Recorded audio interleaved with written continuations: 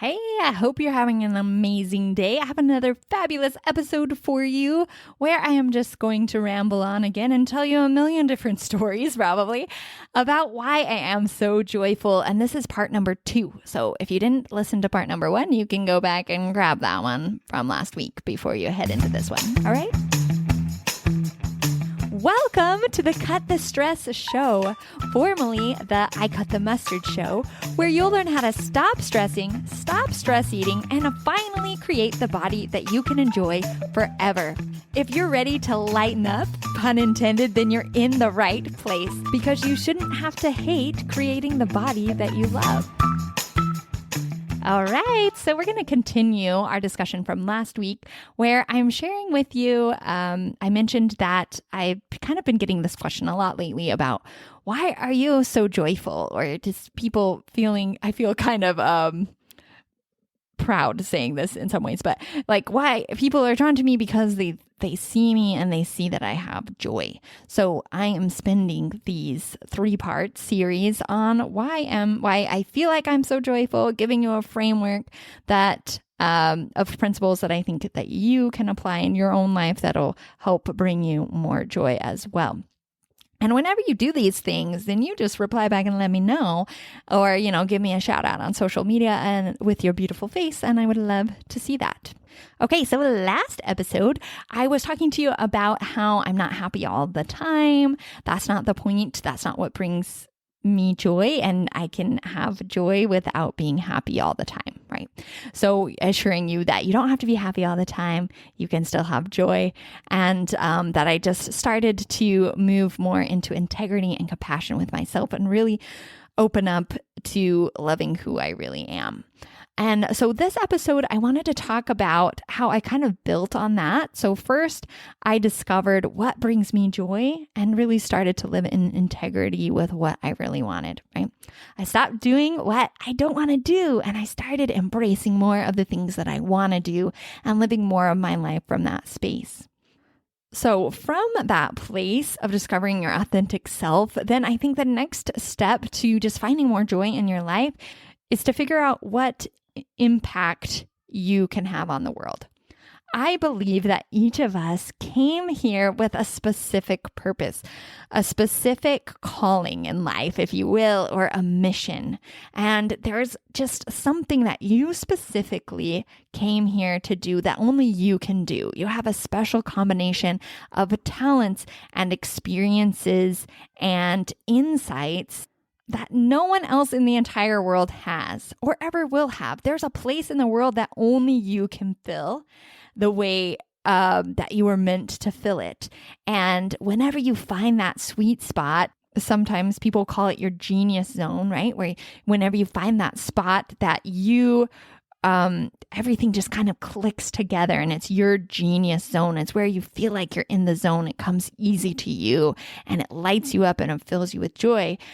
Whenever you find whatever that is for you and you start living that purpose that you were meant to live, then your joy can just grow exponentially. And I want to make a point here that so many of us are living way below our potential. Most of us are living so below our potential because we realize, we think that our lives are supposed to be a certain way, right? For me, I thought I need to be a mom. I should be a mom. I should be a stay-at-home mom. I should have this kind of life, or I should have this kind of house, right? And all these expectations of how I should be, right? I should serve people a certain way. I should love to babysit kids, right? I had all these expectations for the way that I should be. And because of that, I started acting that way and moving into the life that I thought I should have.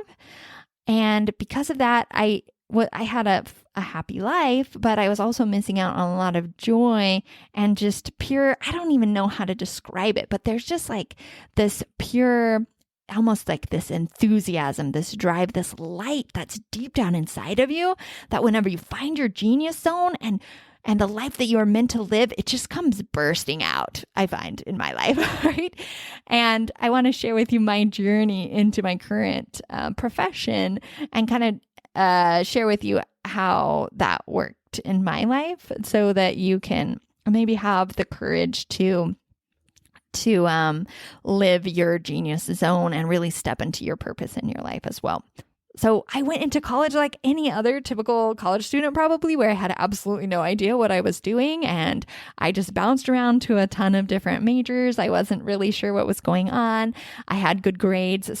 And I liked art and I liked math. So I thought architecture sounds like something that might be my thing. And I had gotten into the architecture program just based on some grades and prerequisites that I had. And so I jumped in there and I realized, wow, I was in this really cool program that was a little bit prestigious somehow. I just happened on it. And I thought this was a great opportunity for me. And I learned so much from it and I really enjoyed it in a lot of ways. But ultimately I realized that that's not what I wanted to do with my life. And even though I could have been good at it, even though I had good artistic ability and I was driven, I just realized it's not what I wanted to do. And I remember leaving architecture school and just saying, you know what, this isn't my passion. And I moved over into the art department because I thought, okay, maybe it's art, because I love art and I've always done it my whole life. And I thought, that's really what I want to do. I want to do art.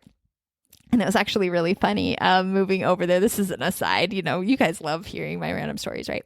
But one of my architecture professor was actually married to my art professor that I had later after I moved over. And I remember I walked into his class and I was like, oh my goodness, I know your wife. She's just so amazing. And I was telling him, I just moved for architecture and I loved her. And I guess he went home thinking and said something to her. I guess he thought that I got kicked out of the program or I was a slacker or something. And so he must have gone home and said something to her about it, because the next day he came back and he was like, I'm sorry, I have to apologize to you because my wife straightened me out. But anyways, just a funny aside. So I'm not a loser, right? I'm not a slacker. I think we can label ourselves that sometimes when we're trying to figure out what our passion is. We can be bouncing around to different things and people from the outside can look at you and they can think, man, she does not have it together. She doesn't know what she's doing. She's always flaking. She's always changing her mind. What's wrong with her, right? I feel like a lot of people had that sort of thought about me as explained in this situation. So I tried art. Then I tried I went on my mission to Japan and I was talking to a lot of my companions. You have like a little partner. Whenever you go on your mission, you're assigned a partner and that partner changes a lot. So I had a lot of different, we call them companions. So I had like 10 or 12 of them. And I realized that a lot of them struggled with eating. So eating disorders or just a lot of disordered eating, whether it was eating too little or eating too much. And then later I figured out that I had a problem with that as well, but I really enjoyed talking to people about it and working with people about it. And I remember just in general, whenever we were just trying to go out and accomplish the goals that we had set, to find a certain number of people to talk to or whatever, it was a lot like sales, honestly, knocking door to door. And I remember towards the end of this experience, whenever I was about to go home, my mission mom, we were supposed to go around the room and say something that we loved or about the person that was sitting next to us. And she was sitting next to me. So she said, I love how Michelle leaves people better than she found them. And I am about to cry actually right now sharing that experience. It was such a touching experience for me that she shared with me something that I am really good at. I'm really good at seeing the good in people and just loving them for who I think they can be. And I really just believe that they are that person already and they kind of become that person. So I feel like I'm just I'm just going to do another aside because this is actually the funniest podcast because I feel like I'm just bragging about how amazing I am, guys. I have so much joy and I'm so amazing in so many ways. Okay. I hope you don't feel like that. But anyways, I'm just trying to help you see my journey so that maybe you can see your journey as well. But there's people along your path that are going to help you see what you're good at and kind of hone in on what you want to do. So from that experience, I thought, okay, I'm going to go be a counselor for eating disorders. That's what I decided. So I went back to college and I said, I don't want to take psychology because that's going to be a PhD that I need to do counseling. I want to go do social work because you can be a counselor if you get your social work degree. And that's what I'm going to do, social work master's. So I went into social work and I really enjoyed it in lots of ways. And then I got married and I had bounced around to so many different majors that I kind of had lost some of my time, right? That I had not wasted time, but I had already been there for 2 years and none of the coursework that I did for those first 2 years really applied to the last 2 years. So I was a little bit behind on my coursework and my husband already had graduated. So I decided I'm just going to switch to sociology and I'm going to go, be done with school. So I kind of dropped that passion for a while. I became a mom and just started doing a lot of event planning, worked as a resident assistant and that sort of thing. But deep down, I just still felt like there was something that I really needed to do in life. And I had this really big desire has always been inside of me to like go out and change the world. And I know that we're not all this way, right? But that was me. And here I was, I'm a mom. And of course, being a mom changes the world too. But I didn't know what to do with myself. I wrote a cookbook. I tried multi-level marketing. I did a bunch of different things. And finally, I ran into life coaching and it totally changed my life. I loved it. And I thought, you know what? I want to be a coach. But I couldn't find the money because we were in school and we're kind of poor college students and we have kids and I couldn't figure out how to swing it monetarily. So I decided I'm going to go become a fitness instructor and really get a job there and try to earn the money that I need to become a health coach. So I dove into fitness instructing. I really enjoyed it in a lot of ways. Great experience for me. I love going to inspire people there, but there's just something about it that it wasn't clicking. So if you've attended any of my fitness classes, I'm really excited. Like this is what I do whenever I'm in my fitness class. The music is going and I'm just like, yeah, and we're just really jiving and we're doing stuff. So, and I really, really love it. Lights me up. But at the same time, I almost have to make myself do it. I have to make myself study the books and do the like paperwork type stuff that I just don't want to do, or the skills and classes and things like that. So I realized that even though that was close and I was getting closer and closer, right? I've been bouncing around. Maybe people saw me and they thought, what is she doing with her journey? Even though I was bouncing around, I was trying lots of different things. I finally realized I feel like everything came together at the right moment. And because I was able to, after that point, after finding life coaching, really getting into that, I was able to become my more authentic self and open up to what I really want to be and start creating more joy in my life. And I allowed myself to be a working mom. That was huge for me, right? I got through some of those barriers and eventually now I'm on my health coaching journey, right? And I'm like, okay, who am I going to health coach? Okay, if you're on my email list, I'm so sorry because I'm like, I'm going to do plant-based diet. Anybody who wants to eat vegetables, come be on my list and I'll help you. And then I'm like, okay, I'm going to focus on moms. Actually, I'm going to help moms because I'm a mom and I'm going to help you learn how to teach, feed your kids more vegetables. And, I tried that for a while, but that just didn't quite feel right. And then now I'm like, okay, let's do weight loss. Like that seems like what I should do because I'm a health coach. A lot of people need help with weight loss. That's what they care about. That's what I should do. So I started doing that even to this last point where I started making my course, Lose 20 Pounds in 12 Weeks. And recently, I've really fallen in, and I've been going back and forth about stress. Is it stress? I'm really passionate about stress. I'm passionate about digestion. I'm passionate about stress eating. I'm passionate about helping people lose weight, right? I've got all these different things and I'm bouncing all around again. And I'm thinking people probably think I'm a flake. I'm so crazy, right? What's going on? But I finally landed on the thing that I am the most passionate about. And I told you at the beginning of this episode, beginning of my rant, that once you find that thing, it just lights you up inside, right? What is the thing that you think about all the time, that you talk about all the time, that you read books about all the time? That is the plant-based diet and nutrition for me. And it's also stress eating for me. And I found that now that I've gone on social media and I'm out trying to help people, I hear people's story about weight loss and getting stuck, and I want to help them and I feel passionate about that. But then I hear people who are struggling with overeating and binge eating, and my whole soul just lights up and reaches out to them. And so I realized even just in the last week that is my true calling in life. That is my genius zone. And I held myself back on that for so long because I thought, I don't have all the answers. I'm not 100% perfect at that. How can I help people? But again, it's been a journey and I've been getting better and better and better at it. And it's what I am so passionate about that I just have to help people with that. Okay.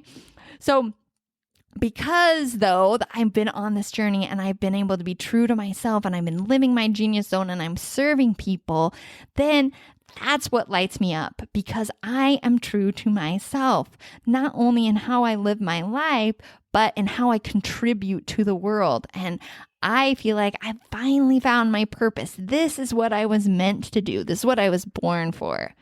And I'm allowing myself to live that purpose. Okay.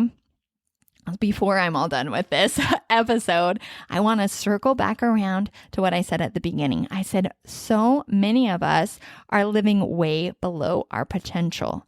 And by that, I mean that you're not tapping into who you really are. You are living more like a shell of a life. I'm going to say it that way, right? A lot of us are in jobs that we hate, or we're at home taking care of kids and it's not fulfilling to us, right? Some people totally get lit up by having a family and being a mom. Oh man, I have so many friends that is just their favorite thing to do, is just be around kids. And whenever they see them, they light up and they just snuggle them and they're like, they just love that stuff, right? And that's not who I am, but that's who they are. And that's their calling. That's their genius zone, right? And I'm so glad that they're there. My son had a kindergarten teacher, or it's pre-kindergarten teacher who was so amazing. You could tell she loved those kids so much. She would just devour them every time they came in and tell them how beautiful and amazing they are. And then she would stop them multiple times a day and say, you know what? You're special. Right? And I'm so grateful for that teacher who was living her genius zone and just had a huge impact on my son. And that year, his self-esteem went way up because she genuinely looked at them on a regular basis and told them how amazing they were. And I'm just so grateful for her and her living her genius zone. But getting back to us, getting back to you, do you feel like that? Do you feel like the thing that you're doing right now, you feel like you know what your genius zone is, what your purpose is on the earth right now, and how you're going to contribute to the world? Do you feel like, number one, that you know what that is and that you're doing that thing? I think a lot of us have a whisper of an idea, right? Maybe we're in a job that we hate. Maybe we're at home like I was. I was at home with my kids and I loved it, but I felt like there was something more that I was missing. And I felt some things that can hold us back are, you feel bad about it. Like this is what I'm supposed to be doing, quote unquote, right? I should be a mom, or I should be working a 9-to-5 because I need to provide for my family, or I should be X, Y, or Z, fill in the blank, right? So there's a lot of shoulds that hold us back, that we think this is what I'm supposed to be doing. But part of you knows that there's something else out there. And then another thing I think that holds you back is the fear, right? Number one, am I even going to be able to make that thing work, whatever that other thing is or that idea is? That's a fear, right?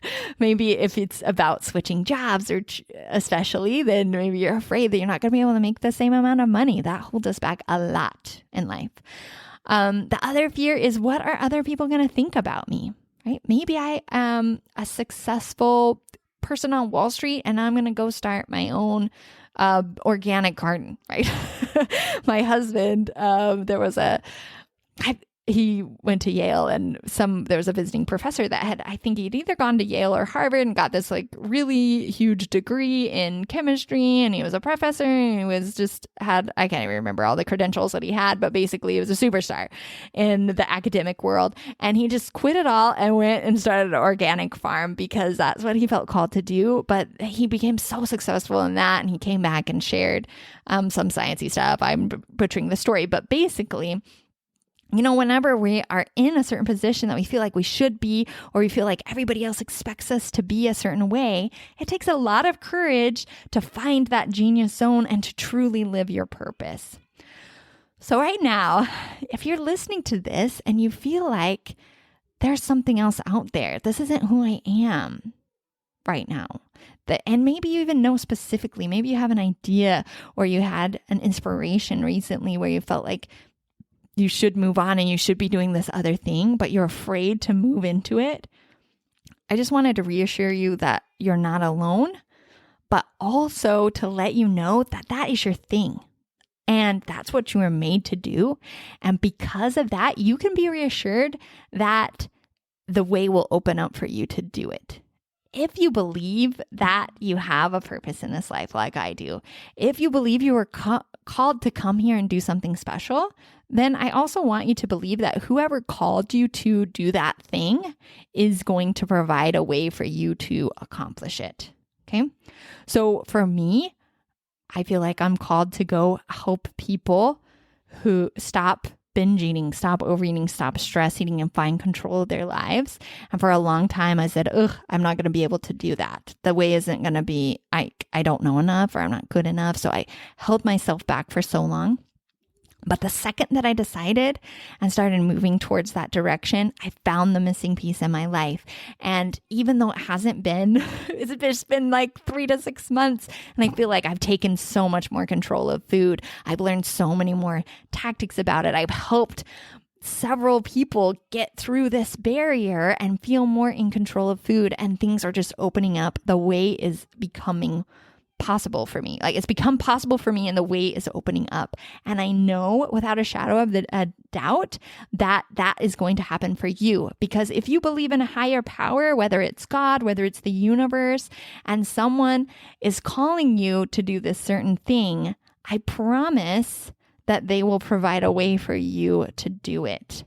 And if you have a courage to step into that, to overcome your fear and really start living your authentic self, not only finding joy and embracing who you really are, but stepping into who you are meant to be, that is where real joy is. Okay, that is where you're going to find that aliveness that I can't even describe to you very well, that just wells up inside you and lights you on fire.